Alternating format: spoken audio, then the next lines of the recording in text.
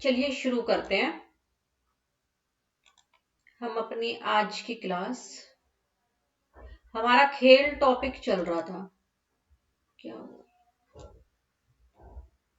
तो आज हम खेलों का महत्व और उससे आगे खेलों के प्रकार करेंगे। ठीक है, चलिए।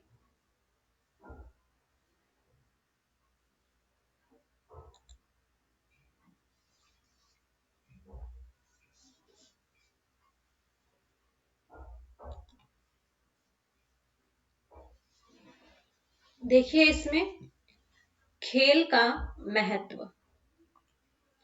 बच्चों के वृद्धि और विकास के लिए खेल एक स्वाभाविक प्रक्रिया है।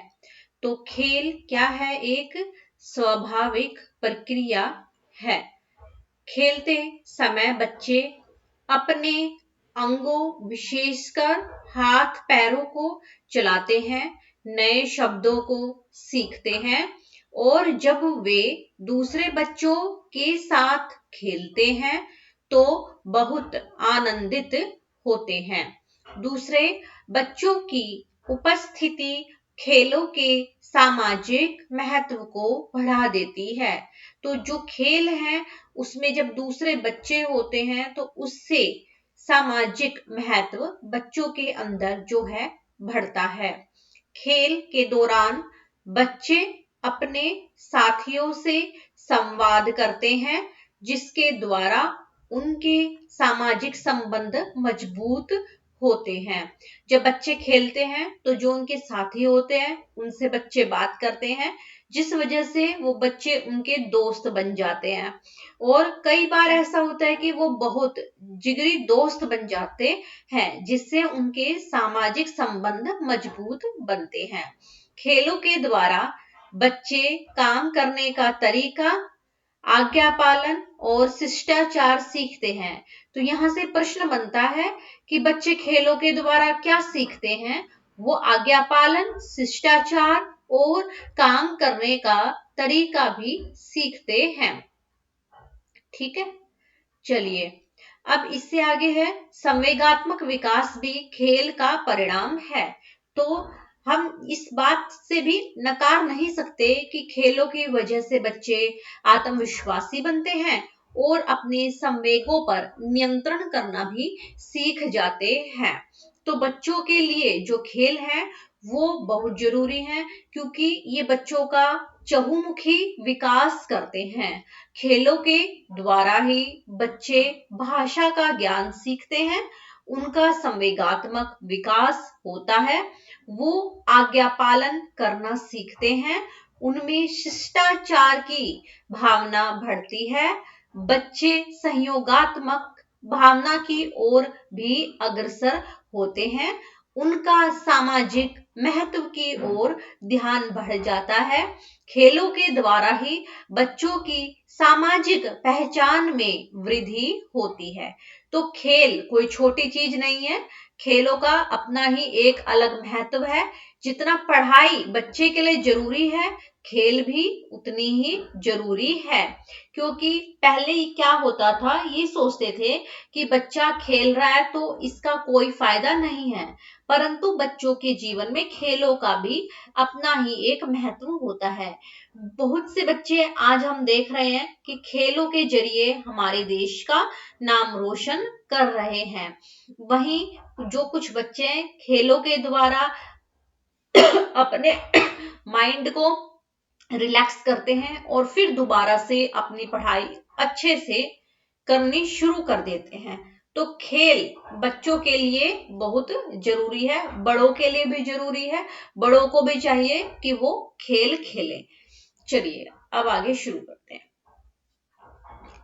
जब बच्चे साथ खेलते हैं तो वे अपने विचारों का आदान प्रदान करते हैं, वे आपस में चर्चा, तर्क वितर्क तथा अपने विचारों एवं अनुभूतियों को साझा करते हैं।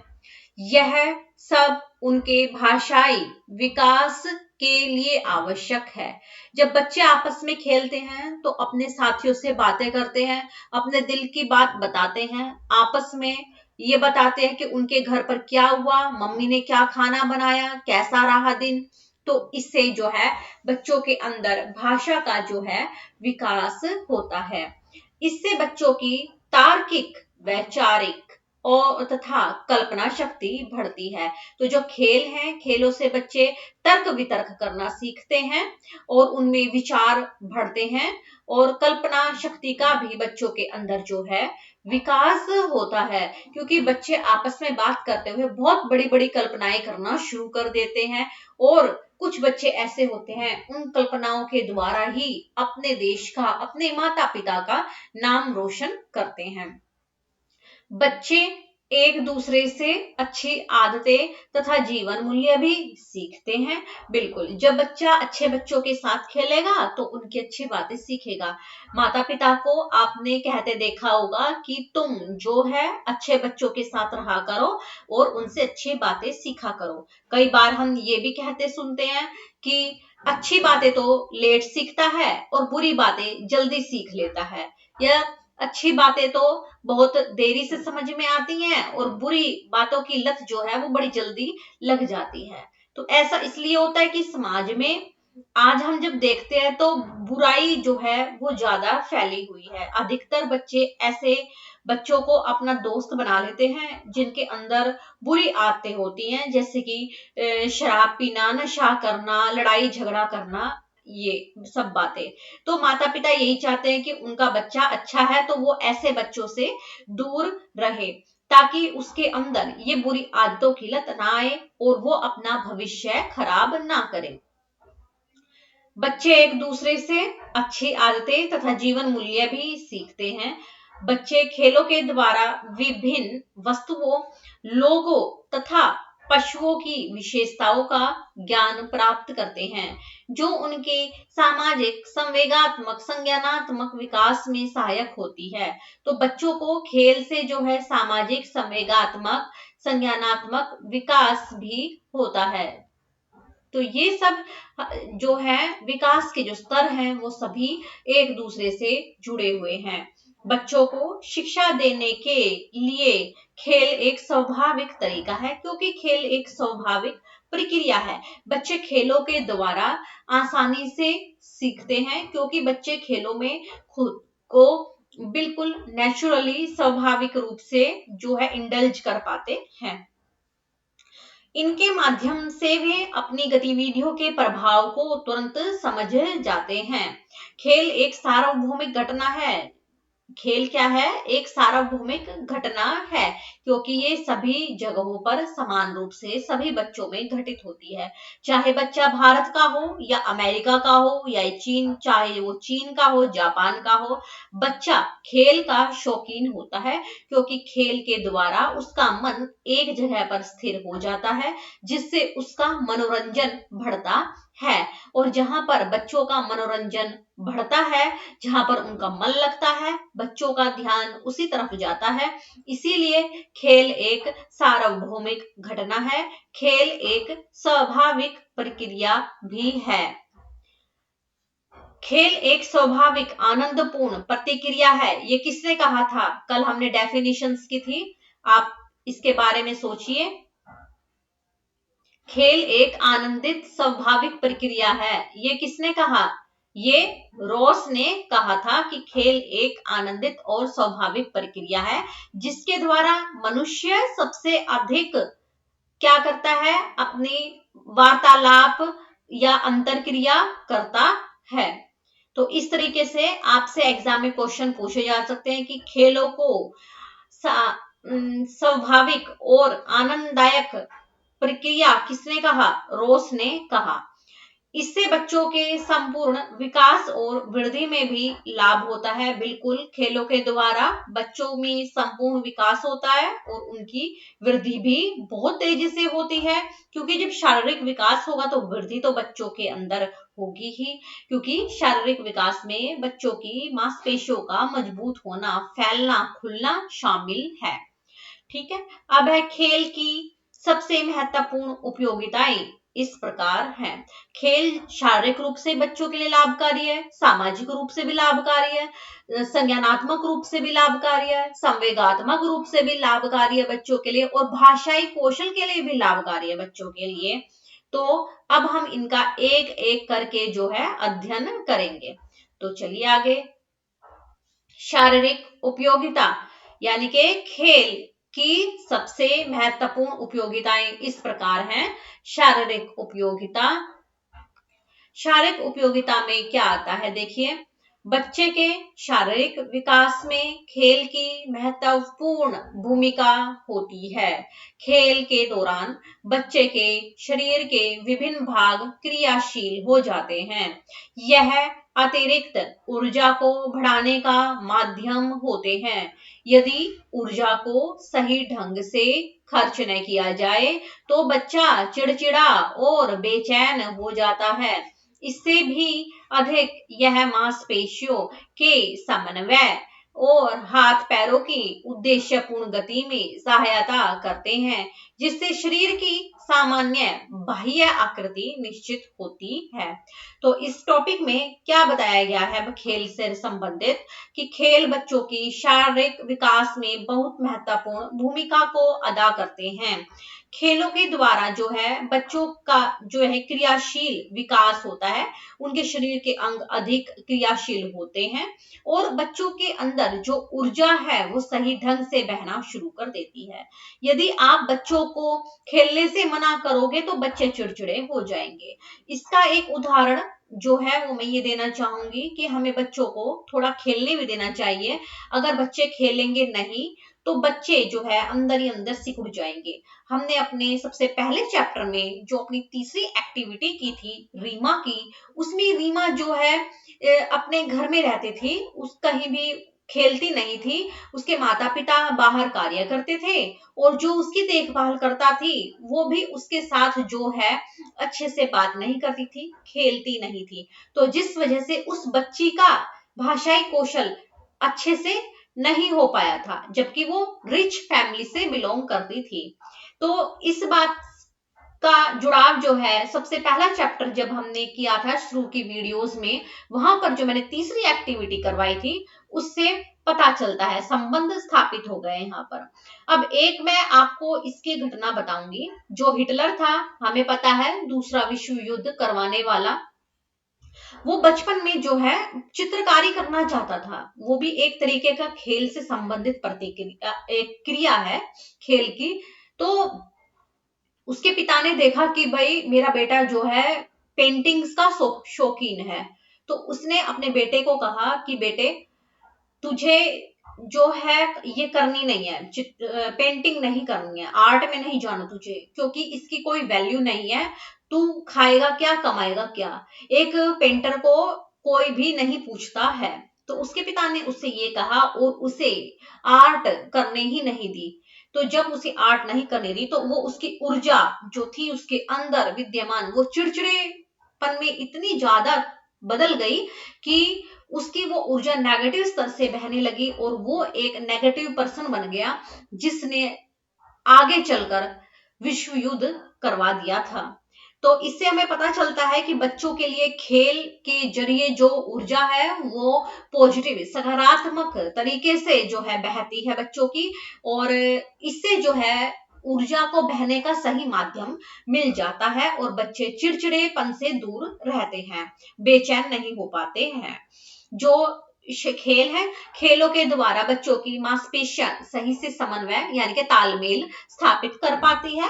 बच्चों का आंखों से, हाथों से, पैरों से समान रूप से संबंध स्थापित हो जाता है और ये बच्चों की बाह्य आकृति को भी शोभायमान करती है। आपने देखा होगा जो बच्चे रेस लगाते हैं, अच्छे अच्छे गेम्स खेलते हैं हायर क्वालिटीज के, जैसे कि बैडमिंटन, क्रिकेट वगैरह, रेसिंग करना, स्विमिंग करना, तो उनकी बॉडी एक अलग टाइप की ही फ्लेक्सिबल होती है और बहुत फिट बॉडी होती है उनकी। और जो बच्चा खेलता नहीं है, घर में पड़ा रहता है, लेटा रहता है, वो बड़ा डब्बू किस्म का बच्चा बन जाता है, उसकी तोंद भी बाहर निकल जाती है कम उम्र में ही, गांठ खटीला मोटा थुलथुला सा बच्चा बन जाता है।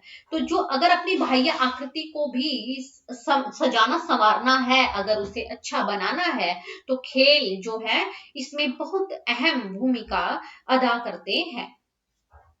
फिर सेकंड है हमारा सामाजिक उपयोगिता। खेल मित्रवत संबंध विकसित करने और सहयोग सीखने में बच्चों की मदद करते हैं। बिल्कुल, खेलों के द्वारा बच्चों में मित्रता की भावना बढ़ती है और उनके अंदर एक दूसरे की मदद यानी कि सहयोग करने की भावना का भी विकास होता है, क्योंकि खेल खेल में बच्चे जो है एक दूसरे की मदद करना, टीम वर्क करना भी सीखते हैं, क्योंकि जो खेल टीम में होते हैं उन खेलों के द्वारा बच्चे जो है एक दूसरे की मदद करना सीख जाते हैं। तो सामाजिक उपयोगिता में बच्चे जो हैं, बच्चों के लिए खेल जो है वो बहुत महत्वपूर्ण भूमिका अदा करते हैं। खेल के दौरान बच्चों का अधिक से अधिक सामाजिक संपर्क होता है, बिल्कुल, और इस प्रकार वे सामाजिक शिष्टाचार, व्यवहार और अपने मित्रों के साथ समस्या समाधान के तरीके सीखते हैं। तो जो खेल है, खेलों के द्वारा बच्चों को ये पता चलता है कि कैसे उन्हें शिष्टाचार में रहना है। आपस में बच्चे घर पर जो सुनते हैं, बताते कि मेरी मम्मी ने ये कहा कि हमें अपने बड़ों से सुबह उठ करके नमस्ते करनी चाहिए।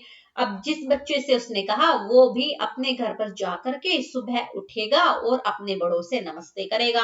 तो इससे बच्चों के अंदर शिष्टाचार की भावना बढ़ गई, अपने बड़ों से अच्छे से व्यवहार करने की भी बच्चे के अंदर भावना बढ़ गई है।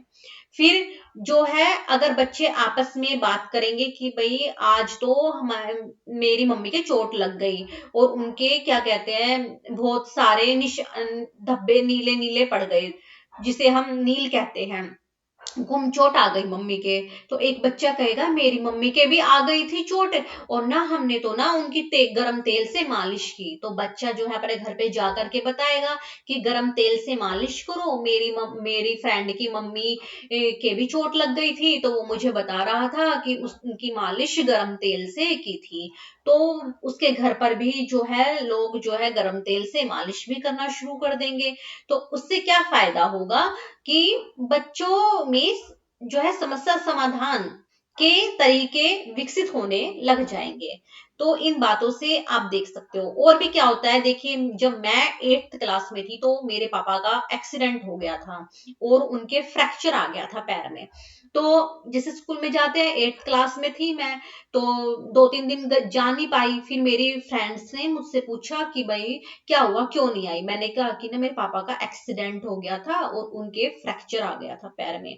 तो फिर उन्होंने क्या कि ना तुम सोयाबीन की बड़ी खाया करो, जो सोयाबीन होती है उसकी दाल या उसकी जो बड़ियां होती हैं वो खिलाया करो अपने पापा को, उसमें कैल्शियम बहुत होता है। तो मैंने घर पे जाकर के यही बात बताई, फिर हमने बनानी शुरू कर दी सोयाबीन की दाल, या भिगो करके पापा को देनी शुरू कर दी और उसकी सब्जी भी बनानी शुरू कर दी। तो फिर क्या कहते हैं उनकी हड्डी जो है जल्दी से जुड़ गई। तो एक तरीके से जो है एक समस्या जो सामने आई थी उसके समाधान का एक छोटा सा तरीका मेरी फ्रेंड्स ने मुझे बताया, जो भी क्लासमेट्स थे। तो फिर उससे क्या हुआ, मैंने वो अपने घर पर बताया और हमने घर पर यूज किया। तो ये एक छोटा तरीका जो है मुझे उस समय समझ में आया। फिर जब अब दोबारा से पापा के फ्रैक्चर हो गया था तो फिर 1 साल पहले ही, तो उस टाइम भी हमने यही किया, जहां उन्हें पनीर वगैरह खिलाए वहीं सोयाबीन की दाल भी भिगो करके खिलाई और क्या कहते हैं सोयाबीन की जो बड़ियां होती हैं उसकी सब्जियां बना बना के खिलाई। तो कैल्शियम की मात्रा बॉडी में बढ़ गई और हड्डी जो है वो 40 दिन के अंदर अच्छे से जुड़ गई, वो फिर सहारा लेकर के चलना शुरू करने लग गए थे। तो ये चीजें जो है बच्चों के अंदर खेलों के द्वारा बढ़ती है। आपस में विचार विमर्श करके जो सामाजिक उपयोगिता है वो बच्चों के अंदर इस तरीके से बढ़ाई जा सकती है। आगे है संज्ञानात्मक उपयोगिता। खेल बच्चों को अवलोकन करने यानी कि देखने के लिए, ध्यान केंद्रित करने और प्रयोग करने और उनकी समस्याओं का समाधान करने के अवसर प्रदान करते हैं। तो खेलों के द्वारा बच्चे जो है देखते हैं, अच्छे से ध्यान केंद्रित करना भी सीखते हैं जब वो कोई खेल खेलते हैं तो आपस में रूल्स वगैरह बनाते हैं, बड़े ध्यान से रूल्स सुनते हैं, ठीक है, और समस्याओं का समाधान करना भी सीखते हैं। खेल उनके कौशलों, शब्द भंडार, अभिव्यक्ति यानी कि आपस में बातचीत करना, कल्पना और सृजनात्मकता का विकास करते हैं। तो यानी कि खेलों के द्वारा बच्चों में कौशलों का, शब्द भंडार का, अभिव्यक्ति का, कल्पना का और सृजनात्मकता का भी विकास होता है। फिर है नैतिक उपयोगिता। नैतिक उपयोगिता में देखिए, बच्चा क्या सही है क्या गलत, बड़ों का आदर कैसे करते हैं, समान आयु वर्ग के बच्चों, मित्रों और खेल के साथियों के साथ कैसे व्यवहार करें आदि सीखता है।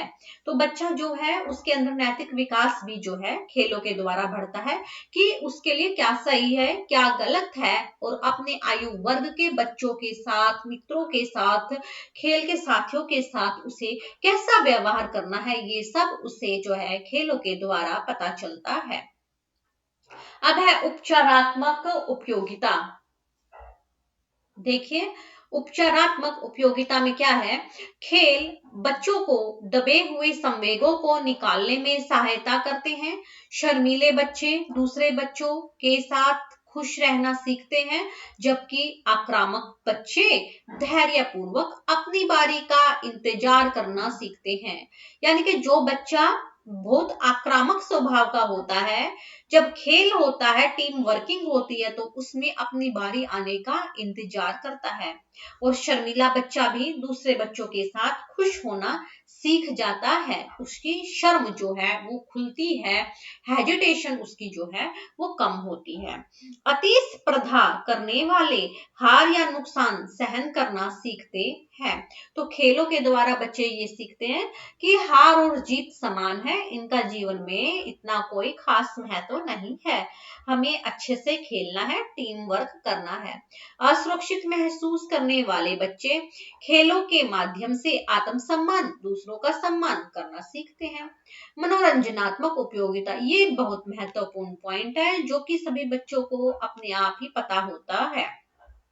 खेल गतिविधियां आनंद और तनाव से मुक्ति प्रदान करती है। जो खेल है वो बच्चों को आनंद प्रदान करते हैं और तनाव से मुक्ति भी देते हैं। ये बच्चों को संवेगात्मक रूप से संतोष भी देते हैं और उन्हें ऊबन से भी बचाती, यानी कि बोरियत से बचाते हैं। खेलों के द्वारा बच्चों का मनोरंजन जो है वो बहुत अच्छे से हो पाता है।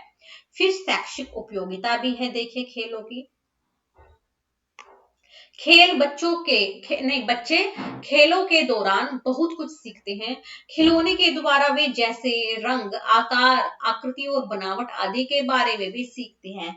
बच्चों को पता चल जाता है अपने खिलौनों के द्वारा कि भाई उनके लिए जो खिलौना लाया गया है वो मोटा है, पतला है, कैसा है, गोरा है, काला है, उसकी आकृति सही है या नहीं है, नाक मोटी है या पतली है। तो ये सब जो बातें हैं बच्चों को अपने खिलौनों के द्वारा पता चल जाती है। नेक्स्ट है आपके पास, आपने ध्यान दिया होगा कि खेलों का कई गुणा महत्व होता है, जैसे कि बच्चे स्वयं के प्रयास से बहुत सारी सूचनाएं एवं ज्ञान एकत्रित करते हैं। ये अनुभव बच्चे का अपने परिवेश के साथ रिश्ता मजबूत बनाने के साथ साथ हमारे आसपास क्या है के बारे में सीखने हेतु इच्छा एवं प्रेरणा भी पैदा करते हैं। संवेगात्मक तंत्रिका विज्ञान से संबंधित आधुनिक अनुसंधानों ने यह खुलासा किया है कि मस्तिष्क में खेल एवं न्यूरोजेनेसिस में महत्वपूर्ण संबंध होता है।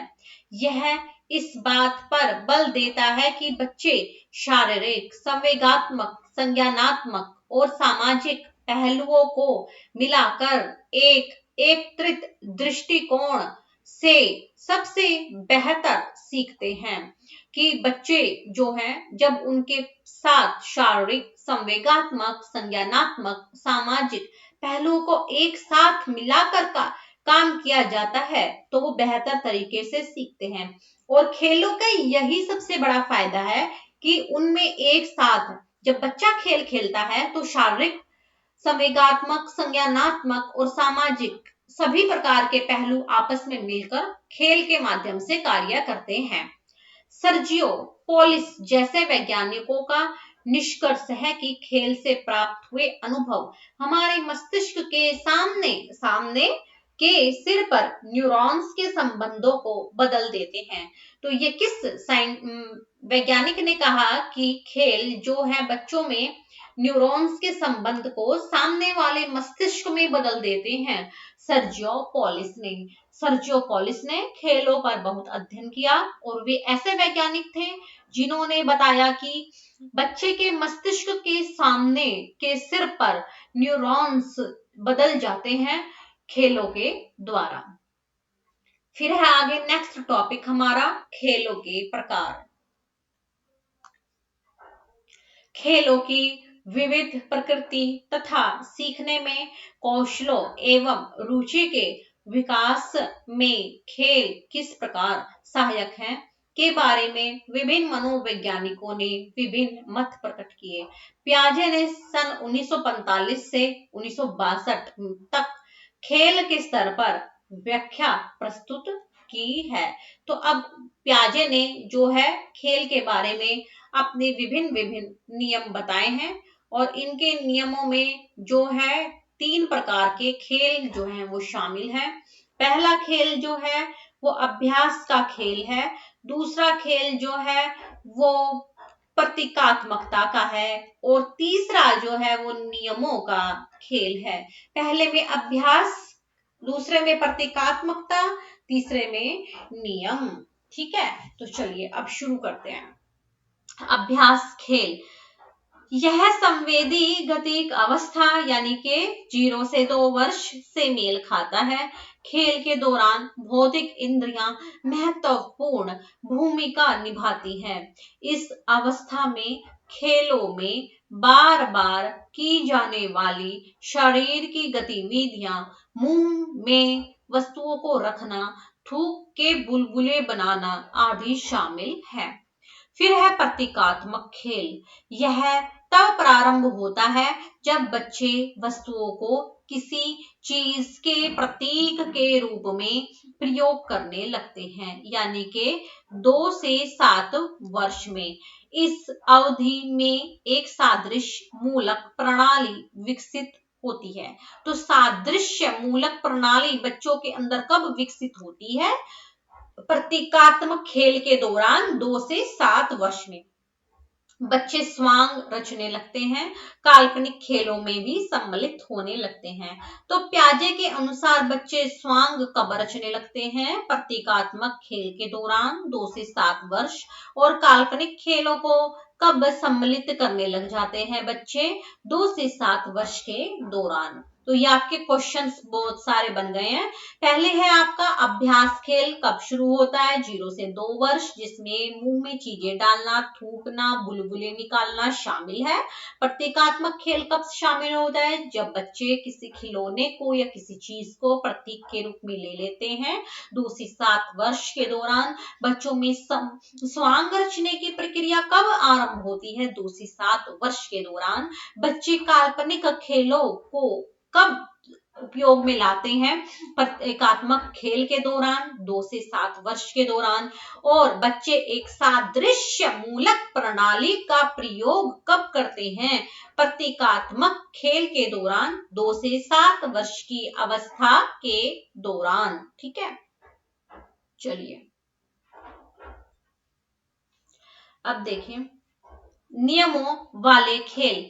यह स्तर तब प्रारंभ होता है जब बच्चा जटिलता और उस पर थोपे गए नियमों को स्वीकार करने के लिए तैयार होता है, यानी कि 7 से 11 वर्ष की उम्र। खेल अधिक संरचनात्मक हो जाते हैं और नियम विकसित होते हैं और खेल अब सामाजिक पहलू धारण कर लेते हैं। तो अब पियाजे के अनुसार खेल सामाजिक पहलू कब धारण कर जाते हैं? 7 से 11 वर्ष की उम्र के दौरान। तो जो पियाजे था उनके अनुसार खेल कितने प्रकार के हैं? 3 प्रकार के हैं। अभ्यास खेल, प्रतीकात्मक खेल और नियम वाले खेल। फिर आगे आए हमारे स्माइलेंस्की, वेरी इंपॉर्टेंट स्माइलेंस्की। स्माइलेंस्की ने क्या कहा है? स्माइलेंस्की ने सन 1968 के दौरान खेलों के कौशलों को 4 भागों में बांटा था। पहला उन्होंने कहा कि व्यवहारिक खेल होते हैं जिनसे बच्चों के व्यवहार में परिवर्तन आते हैं। फिर उन्होंने कहा कि रचनात्मक खेल होते हैं जिससे बच्चों में क्रिएटिविटी, रचनात्मकता की भावना बढ़ती है। फिर उन्होंने कहा कि अभिनयपूर्ण या नाटकीय खेल भी होते हैं जिनसे बच्चे नाटक करना सीख जाते हैं, अभिनय करना सीख जाते हैं। फिर उन्होंने चौथा बताया अपना नियमों वाले खेल। तो अब देखिए, स्माइलेंस्की ने 1968 के दौरान 4 प्रकार के खेल कौशलों के बारे में कहा। पहला, व्यवहारिक खेल। यह पहली अवस्था है जिसमें बच्चे वस्तुओं के साथ खेलते हैं और इस अवस्था में शारीरिक गतिविधियां, गत्यात्मक कौशल भी शामिल है। फिर है रचनात्मक खेल। इस अवस्था में बच्चा वस्तुओं का प्रयोग कुछ बनाने या निर्मित करने के लिए करता है। इसमें संवेदी, गत्यात्मक गतिविधियां भी शामिल होती हैं जहां बच्चे अपनी सृजनात्मकता का प्रयोग करते हैं। तो बच्चे कौन से खेल के दौरान सृजनात्मकता का प्रयोग करते हैं? रचनात्मक खेलों के दौरान। बच्चे कौन से अवस्था में, स्माइलेंस्की की कौन सी अवस्था में सृजनात्मकता का प्रयोग करते हैं? दूसरी अवस्था के दौरान, जिसमें उन्होंने रचनात्मकता खेल के बारे में बताया था। बच्चे अपने परिवेश को समझना शुरू कर देते हैं, जो देखते हैं वैसा ही करना शुरू कर देते हैं। तो स्माइलेंस्की के अनुसार बच्चे अपने परिवेश को समझना और जो देखते हैं वैसा ही करना कब शुरू कर देते हैं? दूसरी अवस्था के दौरान। फिर है अभिनयपूर्ण या नाटकीय खेल। बच्चे कुछ चीजों से कुछ बनाने के लिए कल्पना का प्रयोग करना शुरू कर देते हैं। तो स्माइलेंस्की के अनुसार जो है बच्चा अपनी कल्पना का प्रयोग करना कब शुरू करता है? तीसरी अवस्था के दौरान, जो उसकी नाटकीय खेल की अवस्था होती है। नियमों वाले खेल। बच्चे प्रतियोगिता वाले खेलों में भाग लेते हैं। यह बच्चों को नियमों की अवधारणा को समझना सिखाता है, उन्हें नियमों को स्वीकार करना और नियमों के अनुसार खेल खेलना सिखाता है। तो स्माइलेंस्की ने 1968 में जो 4 प्रकार के ने खेलों के कौशल बताए थे वो थे व्यवहार को खेल और रचनात्मक खेल और अभिनयपूर्ण नाटकीय खेल और नियमों वाले खेल। और जो हमारे पियाजे थे उन्होंने 1945 से और कब तक, 1972 है, देखिए 1962 है। पियाजे ने 1945 से 1962 तक अभ्यास खेल, प्रतीकात्मक खेल और नियमों वाले खेल बताए थे। तो पियाजे ने तो 3 अवस्थाएं बताई और इन्होंने जो स्माइलेंस्की ने 4 अवस्थाएं बताई। फिर हमारे पार्टन, इन्होंने तो पियाजे से भी पहले 1929 में कुछ हमें बताया था खेलों के बारे में। अब हम, इन्होंने तो बहुत कुछ हमें समझाया है। तो देखिए पार्टन के बारे में, चलिए हमारा खेलों के प्रकार में पहले हमारे थे पियाजे सन 1945 से 1962, फिर है स्माइलेंस्की सन 1968, फिर जो हमारे हैं वो है पार्टन सन 1929 ने माना है खेल सामाजिक कुशलता बढ़ाने में सहायक है। तो खेल सामाजिक कुशलता बढ़ाने में सहायक है, ये किसने कहा? पार्टन ने कहा।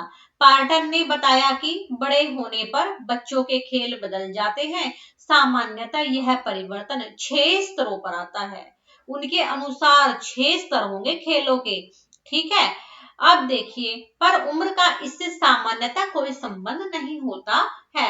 आगे पीछे भी बच्चों के अंदर जो है खेलों के कौशल डेवलप हो सकते हैं। तो पार्टन ने 1929 में बताया, 1929 के दौरान बताया कि खेल जो है बच्चों के सामाजिक कुशलता को बढ़ाने में सहायक होते हैं और समय के अनुसार बच्चों की खेल बदल जाते हैं। ये 6 स्तर के खेल होते हैं और ये सामान्यतया उम्र पर निर्भर नहीं होते हैं। अब इनके 6 स्तर देखते हैं क्या है। 6 स्तर तो इन्होंने बहुत ज्यादा बता दिए।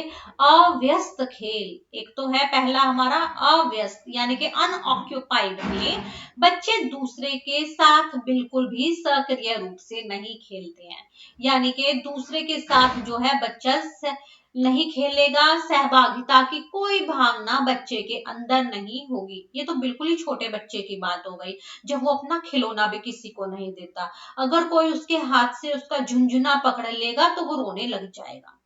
इस तरह के खेल जन्म से लेकर 2 वर्ष के बच्चे में खेले जाते हैं। तो अव्यस्त खेल कब से शुरू होते हैं? जन्म से लेकर 2 वर्ष तक के बच्चे में जो है वो खेल जो है वो शुरू हो जाते हैं, अव्यस्त खेल, अनऑक्यूपाइड।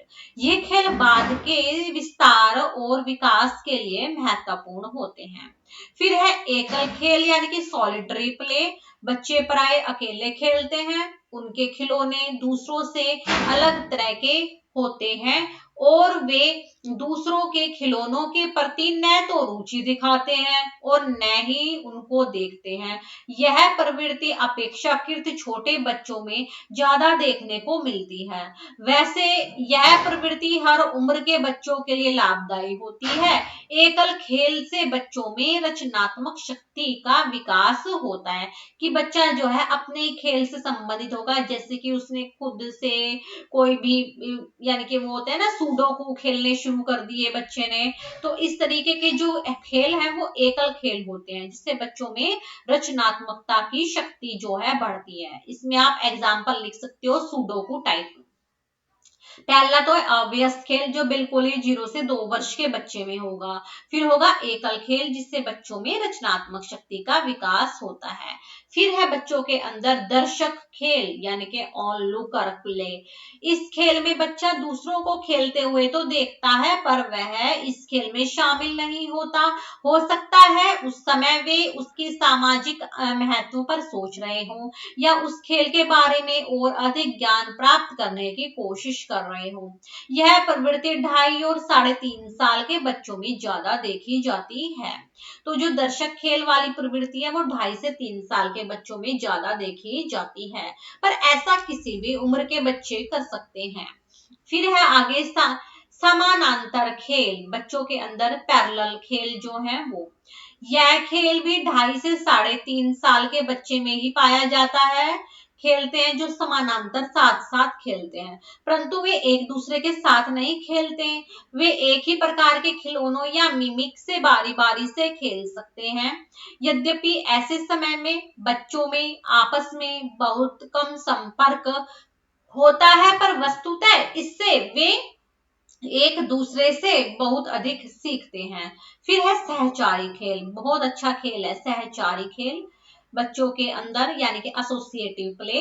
3-4 साल के बच्चे जो है एक दूसरे के साथ जो है खेलना प्रारंभ कर देते हैं, पर वे सामूहिक लक्ष्य पर ध्यान नहीं देते। इस समय बच्चे अपने खिलौनों की अपेक्षा अपने आसपास के बच्चों के साथ अधिक पसंद करते हैं।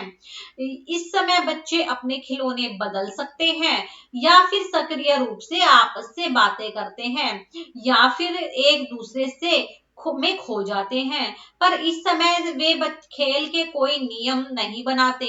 इस समय में वे आपसी सहयोग और समस्याओं के समाधान को ज्यादा आवश्यक मानते हैं। तो जो सहचारी खेल होते हैं वो 3 से 4 साल के बच्चे में पाए जाते हैं। समानांतर खेल 2.5 से 3.5 साल के बच्चे में पाए जाते हैं और एकल खेल दर्शक खेल भी 2.5 से 3.5 साल के बच्चे में पाए जाते हैं और एकल खेल बहुत छोटे बच्चे में पाए जाते हैं। अव्यस्त खेल जन्म से 2 वर्ष तक के बच्चों में पाए जाते हैं।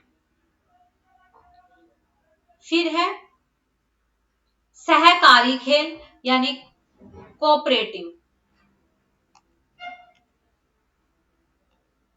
सहकारी खेल वह खेल है जहां खेल समूहों में व्यवस्थित हो जाते हैं, उनमें टीम भावना देखने को मिलती है। बच्चे अब इस बात में रुचि लेते हैं कि वे क्या खेलते हैं तथा किसके साथ खेलते हैं। वे इस समय किसी को अपना नेता स्वीकार कर लेते हैं और साथ ही दी गई भूमिका को भी स्वीकार कर लेते हैं। वे अपनी भूमिका का चुनाव करते हैं। तो भूमिका बनाना जो है बच्चों के अंदर, वो कब शुरू हो जाता है? खेलों में, सहकारी खेल के दौरान वे अपनी भूमिका का चुनाव कर लेते हैं और अपने समूह के लक्ष्य या खास लक्ष्य को ध्यान में रख कर खेलते हैं। ऐसा करके बच्चे संगठनात्मक कुशलता और सामाजिक परिपक्वता सीखते हैं।